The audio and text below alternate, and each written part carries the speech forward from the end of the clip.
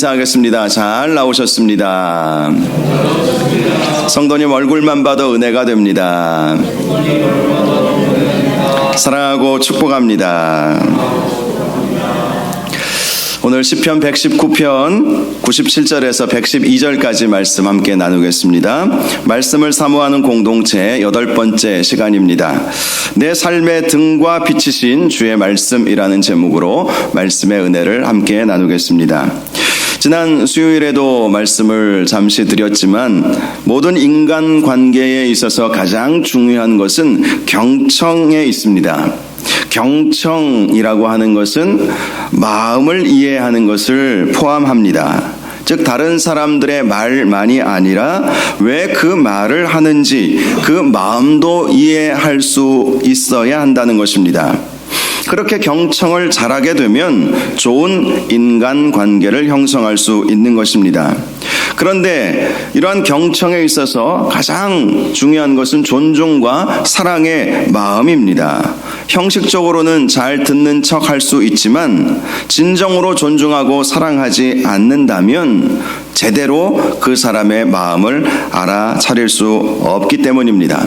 그래서 존중과 사랑의 마음으로 사람들을 대하시고 그 사람이 어떤 마음을 가지고 있는지 우리가 잘 들으면 사람을 얻게 되죠.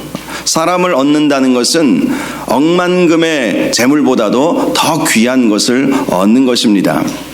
하나님과의 관계에 있어서도 마찬가지입니다. 우리가 정말로 하나님을 사랑한다면 하나님의 말씀을 경청해야 합니다. 하나님을 사랑하고 경외하고 있다는 증거가 말씀을 얼마나 경청하고 있는가로 나타나기 때문입니다. 그런 의미에서 시편 119편의 저자인 이 시인은 정말 하나님을 사랑했다라는 사실을 알 수가 있습니다. 우리는 지난 월요일 새벽부터 계속해서 예배 때마다 이 시편 119편의 말씀을 함께 묵상하고 있습니다. 당시 이 시편의 저자는 많은 고난을 경험했습니다. 그런데 그러한 고난이 있을 때마다 그가 붙잡았던 것은 하나님의 말씀이었던 것이지요. 그가 그렇게 하나님의 말씀을 붙잡을 수 있었던 것은 하나님의 말씀만이 그에게 소망과 위로가 되시고 그 말씀이 자기 자신을 다시 한번 일으켜 세울 수 있다는 확신 때문이었습니다. 그래서 그는 하나님의 말씀을 너무나도 사랑했던 것입니다. 오늘 말씀 97절에도 시인이 하나님의 말씀을 사랑했다라고 말씀하고 있습니다. 그래서 주의 말씀을 온종일 읊조렸다 이렇게 말씀하고 있습니다. 읊조렸다라는 이 단어의 표현은 오늘날로 말하면 묵상했다라는 것이죠. 하나님의 말씀을 사랑하기에 하루 종일 하나님의 말씀을 묵상했다라는 것입니다. 묵상은 제가 계속해서 강조하고 있듯이 하나님의 말씀을 깊이 생각하고 그 말씀을 통해서 나를 다듬어 가는 것입니다. 즉 말씀에 빗대어 나의 연약함이 무엇인지 발견하고 오늘 나에게 주시는 말씀이 무엇인지 발견하는 것이죠. 그래서 그 말씀을 묵상하면서 그 말씀대로 살아가는 것이 묵상의 방법인 것입니다. 바로 시인은 하나님의 말씀을 너무나도 사랑했기 때문에 그날 받은 말씀을 하루 종일 붙잡고 묵상하면서 그 말씀을 지켜 행했던 것입니다. 98절을 보면 주의 계명들이 항상 나와 함께하므로 그것들이 나를 원수보다 지혜롭게 하나이다 라고 말씀하고 있습니다. 시인은 말씀을 항상 사모하고 그 말씀을 붙잡고 살았던 이유 중에 하나가 그 말씀을 통해서 하나님의 지혜를 얻을 수 있다고 믿었기 때문이었습니다. 실제로 하나님의 말씀에는 무궁한 지혜가 담겨져 있습니다. 사실 우리는 이 세상을 우리의 지혜로만은 살아갈 수가 없습니다. 왜 그렇습니까? 이 세상에는 나보다 더 지혜로운 사람들이 많기 때문이겠죠. 또 나를 이기려고 하고 나를 짓누르려고 하는 사람들이 나보다 더 지혜로운 경우도 많이 있기 때문입니다. 그래서 우리는 무한한 지혜의 보물창고인 하나님의 말씀을 통해서 하나님의 깊고도 넓은 지혜를 사모하는 것이 너무나도 중요한 것입니다. 99절을 보면 내가 주의 증거들을 늘 읊조림으로 나의 명철함이 나의 모든 스승보다 나으며 라고 말씀하고 있습니다. 하나님의 말씀을 날마다 묵상하는 사람은 일만 스승보다도 더 지혜로운 사람이 될 수 있다고 말씀해 주는 것입니다. 또 100절을 보면 주의 법도들을 지킴으로 나의 명철함이 노인보다 나으니이다 라고 말씀합니다. 노인은 인생을 오래 살아감으로 삶의 연륜과 깊이가 있습니다. 그러나 하나님의 말씀을 지키는 사람이 그들보다도 더 명철해진다라고 말씀을 하는 것입니다.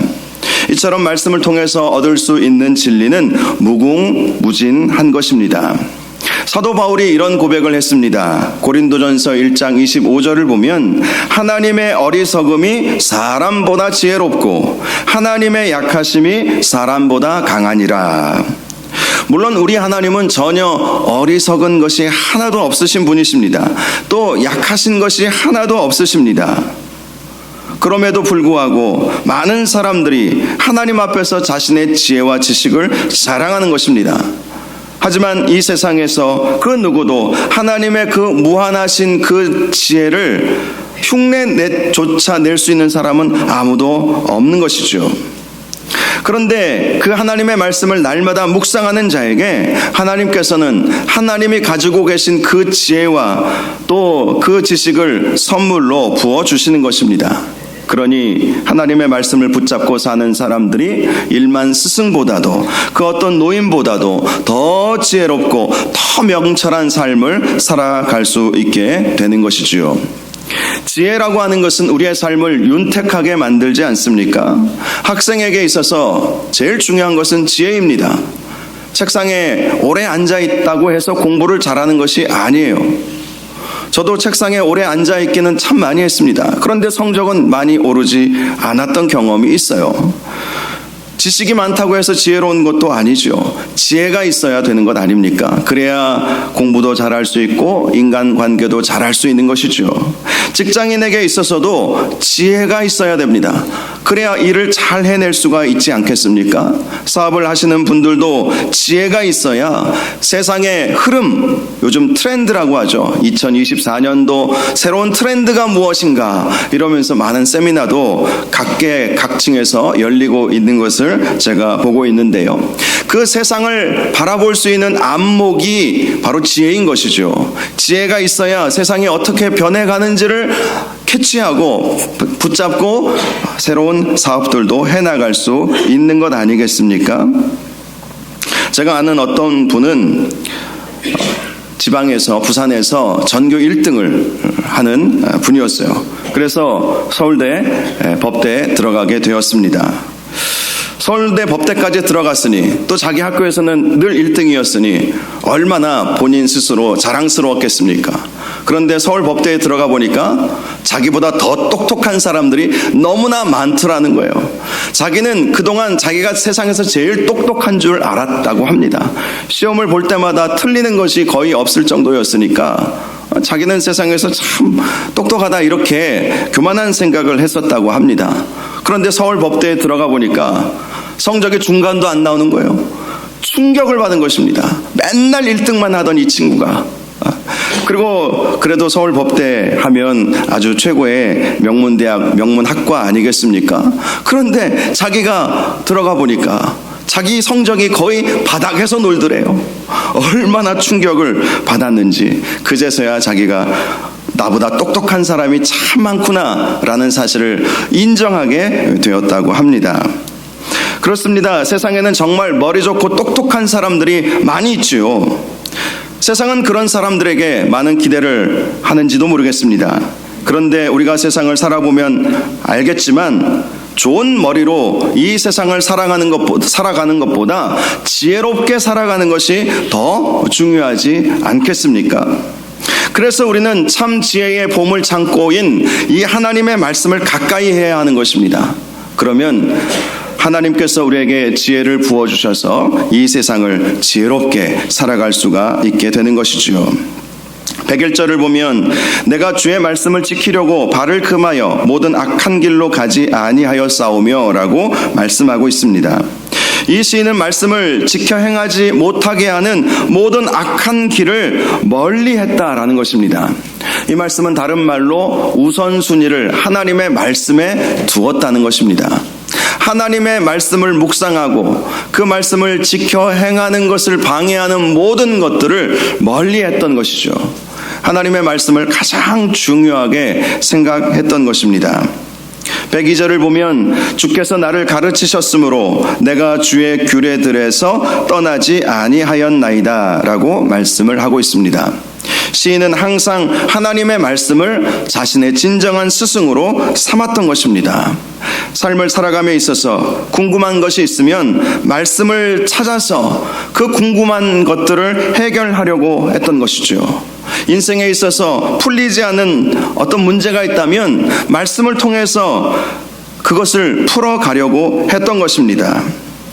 이 세상을 살아가는 이치도 하나님 말씀을 통해서 깨닫고자 했던 것이고, 그의 모든 인간관계와 가정생활과 경제활동을 비롯한 모든 일상생활에 있어서도 하나님의 말씀을 통해서 하나님으로부터 가르침을 받고자 했던 것입니다.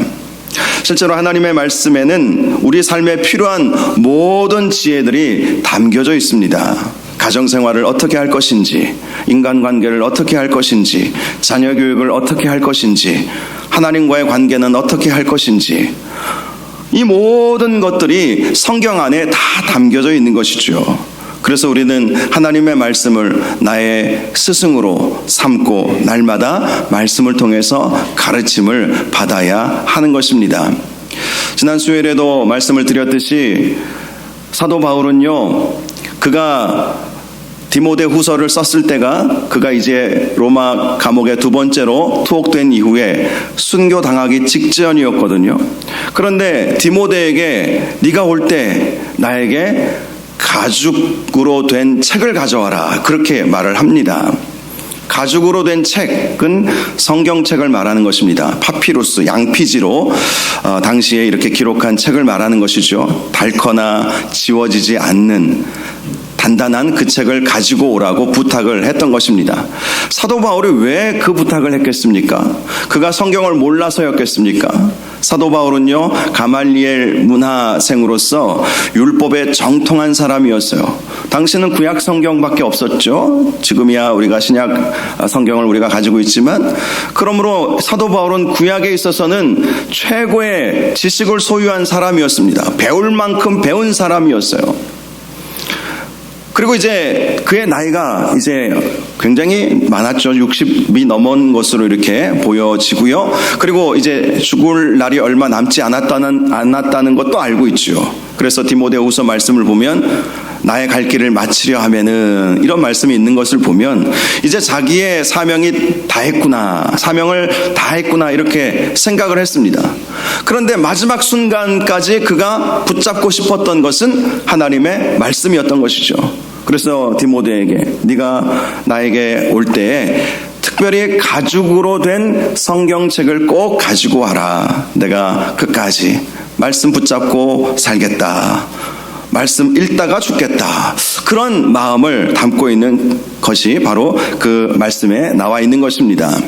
그렇습니다. 끝까지 우리의 삶이 다하는 날까지 하나님 말씀을 붙잡고 그 말씀을 통해서 배우고자 하는 그 마음을 갖는 것이 너무나도 귀한 것이지요. 103절을 보면 주의 말씀의 맛이 내게 어찌 그리 단지요, 내 입에 꿀보다 더 다니이다 라고 말씀을 하고 있습니다. 여러분은 하나님의 말씀이 쓰게 느껴지십니까? 아니면 달게 느껴지십니까? 때로는 하나님의 말씀을 통해서 찔림을 받기에 쓰게 느껴질 수도 있을 것입니다. 그런데 써도 달죠. 여러분, 쓴데 달다라는 그런 느낌을 아십니까? 써요. 입에는 써요. 그런데 그게 달게 느껴지는 경우, 하나님의 말씀이 그런 것입니다. 다윗도 하나님의 말씀을 꿀보다 달다, 이런 표현을 했죠. 시편 19편 10절을 보면 꿀과 송이꿀보다 더 달도다, 이렇게 하나님의 말씀은 자신에게 있어서 꿀과 송이꿀보다도 달다라고 고백을 했던 것입니다. 다윗은 참 고난이 많았던 사람이었죠. 어린 시절부터 사울에게 쫓겨다니면서 죽을 뻔한 일들이 얼마나 많이 있었는지 모릅니다. 그런데 그를 지켜준 것이 바로 하나님의 말씀이었습니다. 그래서 그 말씀이 자신의 인생에 있어서 꿀과 송이꿀보다도 더 단 말씀이라고 고백할 수 있었던 것입니다. 솔로몬도 잠언 24장 13절에서 이렇게 말씀했습니다. 내 아들아, 꿀을 먹으라, 이것이 좋으니라. 송이꿀을 먹으라, 이것이 내 입에 다니라. 솔로몬이 말한 꿀과 송이꿀도 하나님의 말씀을 의미하는 것이었습니다. 솔로몬은 이 세상의 전무후무한 지혜의 왕으로 잘 알려져 있지 않습니까? 솔로몬이 이렇게 지혜의 왕이 될 수 있었던 것은 그가 일천번제를 하나님 앞에 올려드린 이후에 하나님께서 내 소원이 무엇이냐라고 물어보았을 때에 그가 이렇게 대답했기 때문입니다. 하나님, 저에게 듣는 마음을 허락하여 주옵소서. 무엇을 듣는 마음이었겠습니까? 하나님의 말씀을 듣는 마음을 허락해달라는 것 아니었겠습니까? 말씀을 통해서 참 지혜자가 될 수 있었던 것입니다. 그래서 솔로몬은 전무후무한 지혜의 왕이 될 수 있었던 것이죠.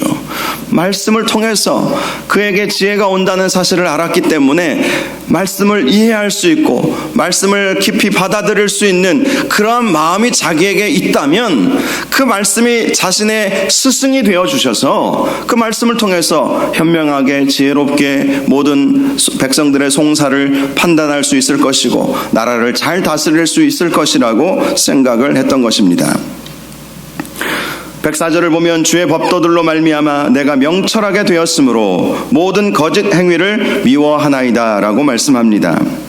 물론 이 시인이 처음부터 거짓 행위를 미워했던 것은 아니었습니다. 우리는 그 사실을 지난 새벽에도 여러분 나오신 분들은 아시겠지만 시인이 말씀을 가까이 대하기 이전의 삶은 그의 행위가 악했다라고 스스로 고백을 했습니다. 그는 하나님의 말씀을 대하기 이전까지는 무엇이 선한지 무엇이 옳은지 판단하지 못했던 것이죠. 그런데 하나님의 말씀을 지켜 행하는 삶을 살기 시작하면서부터 선과 악을 분별하게 되었던 것입니다. 그래서 선은 더욱 지켜 행하고 악은 쳐다도 보지 않고 모양조차도 버리면서 철저히 자기 자신을 지켜 나갔던 것입니다. 이제 이 시편의 핵심 구절이 나오죠. 105절입니다.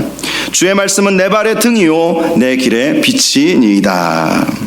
그렇습니다. 당시 시인은요 적은 나이가 아니었어요. 그는 인생을 돌아보면서 말씀이 없었던 때와 말씀과 동행하며 살았던 때의 결과가 어떠했는지를 알았던 것이지요. 그래서 더욱 힘주어서 말씀할 수 있었던 것입니다. 주의 말씀으로 살아가는 인생은 주의 말씀이 자신의 발의 등이 되고 또 자신의 길에 빛이 되신다라는 사실을 그는 알게 된 것입니다. 말씀이 없었을 때에는 늘 무엇인가 발에 걸려 넘어졌어요. 뭘 하려다 보니 자꾸 걸리는 게 많은 것이었습니다.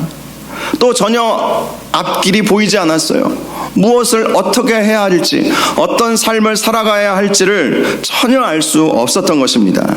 그런데 말씀을 지켜 행하기로 작정하면서부터 말씀이 내 발에 등이 되어 주셔서 내 발 앞에서 어떤 돌이 있거나 다른 장애물이 있어서 걸려 넘어지는 일이 없게 되었던 것이죠. 그리고 분명한 비전과 목표를 가지고 사는 인생으로 바뀌게 되었던 것입니다.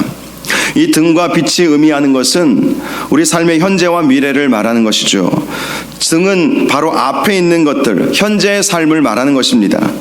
또 길은 우리가 가야 할 미래의 삶을 말하는 것이죠.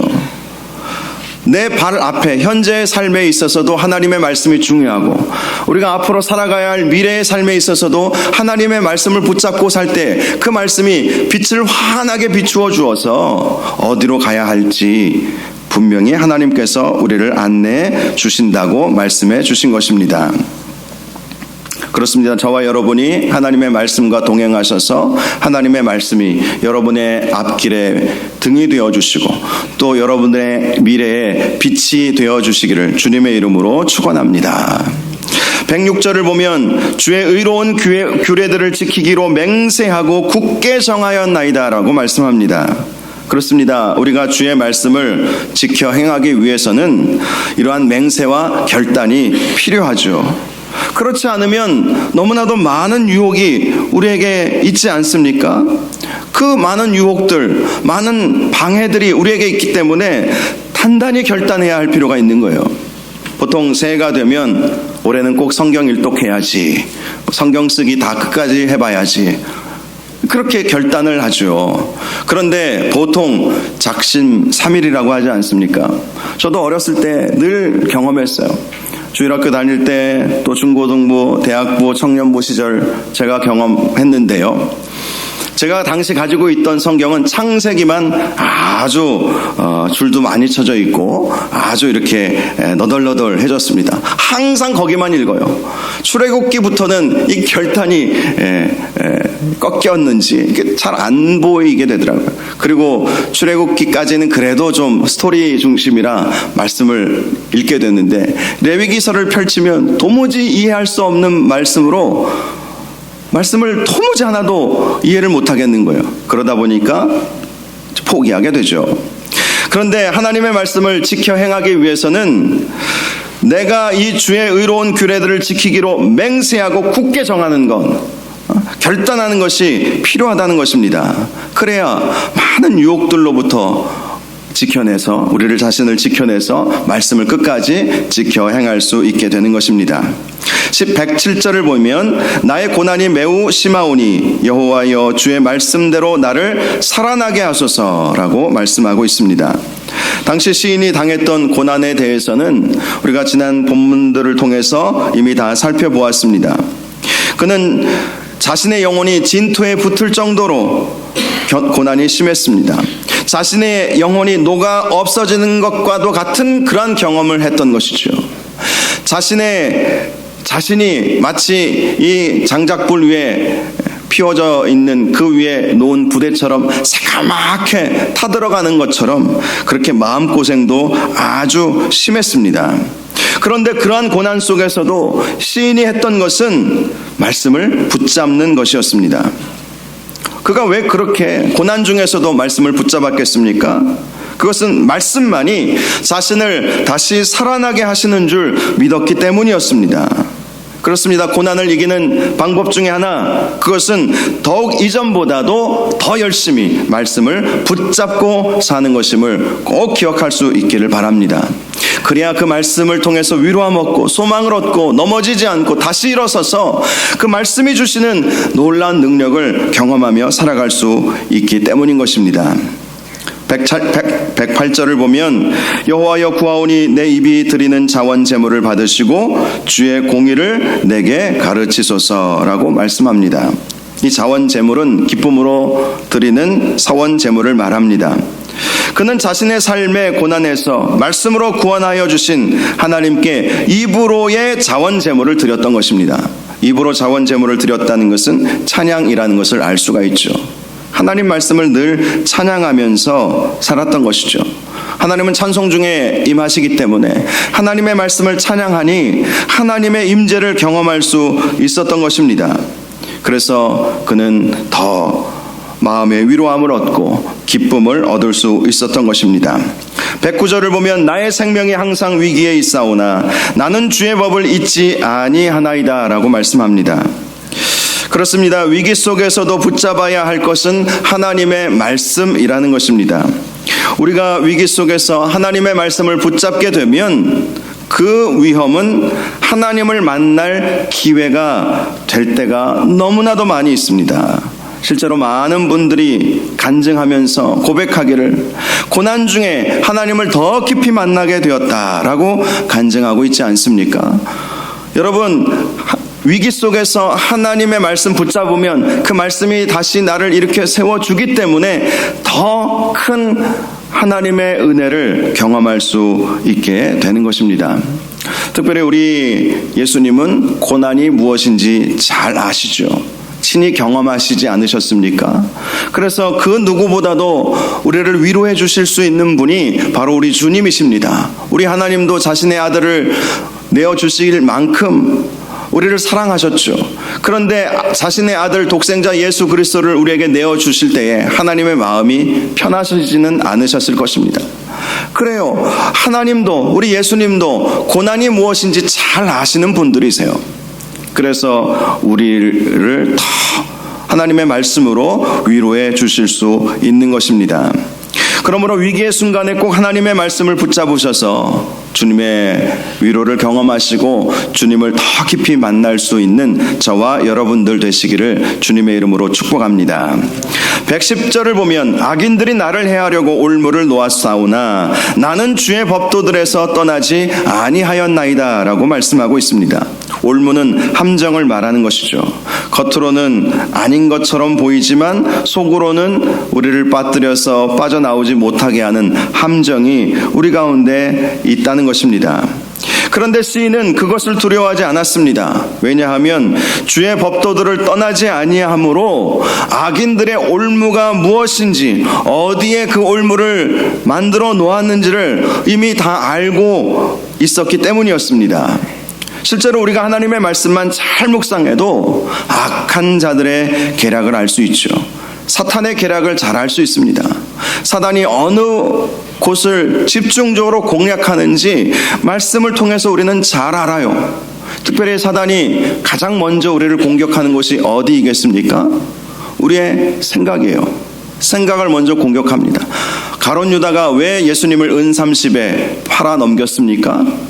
마귀가 그의 생각에 예수님을 팔아야 되겠다 그런 생각을 불어넣어 주었다라고 그렇게 말씀하고 있지 않습니까?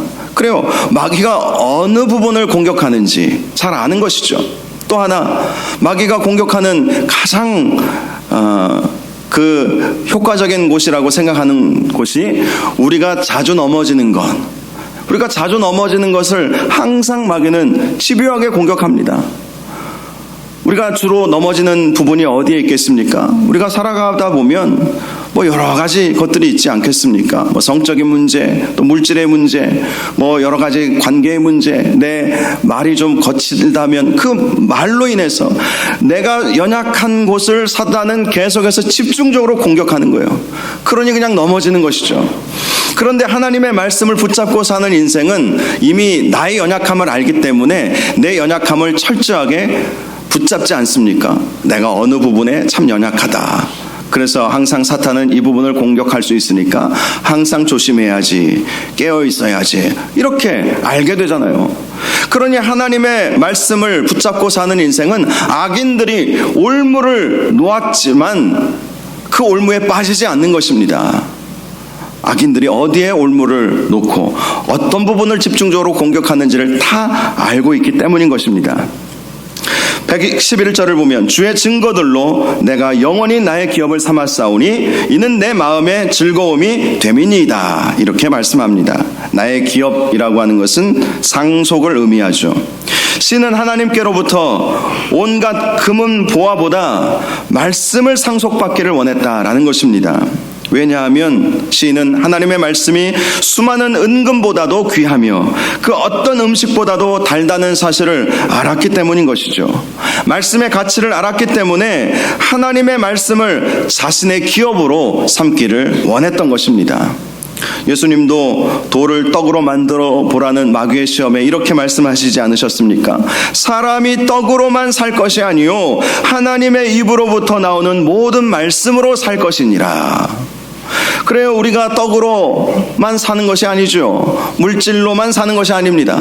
돈으로만 사는 것이 아닙니다. 하나님의 입으로부터 나오는 모든 말씀으로 우리는 살아가야 되는 것입니다. 그 사실을 우리는 잘 기억을 해야 할 것입니다. 마지막 112절을 보면 내가 주의 율례들을 영원히 행하려고 내 마음을 기울였나이다 라고 말씀하고 있습니다. 그렇습니다. 하나님의 말씀을 지켜 행하기 위해서는 말씀에 관심을 가져야 하는 것입니다. 여러분은 말씀을 얼마나 알고 계십니까? 물론 하나님의 말씀을 모두 다 안다는 것은 불가능하지요. 그러나 말씀을 알면 알수록 하나님의 지혜가 임하게 될 것이고 또 하나님의 은혜가 임하게 될 것이고 하나님의 능력으로 살아가게 된다는 것은 분명합니다. 그래서 우리는 항상 우리의 마음으로 하나님의 말씀에 대한 관심을 기울여야 할 것입니다.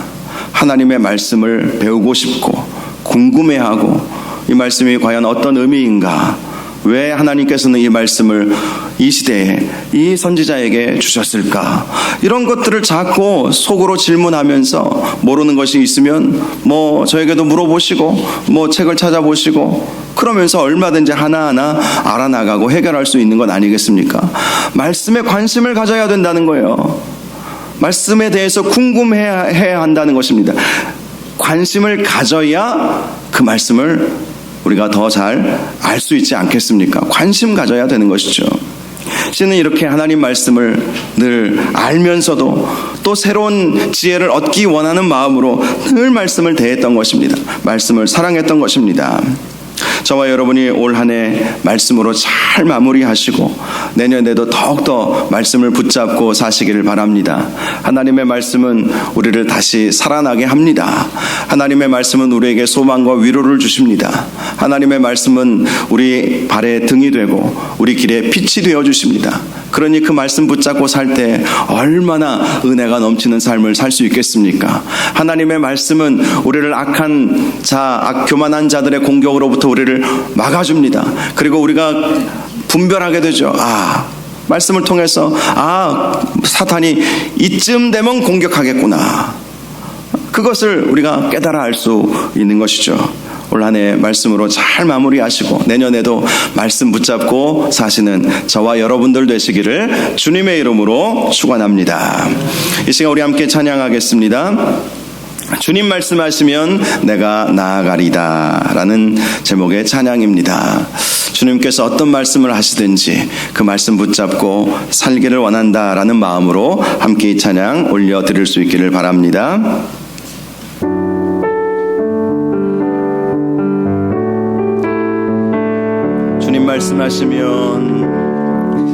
주님 말씀하시면 내가 나아가리다.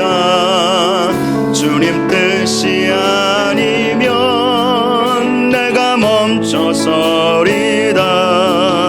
나의 가고 서는 것 주님 뜻에 있으니 오 주님 나를 이끌소서. 주님 말씀하시면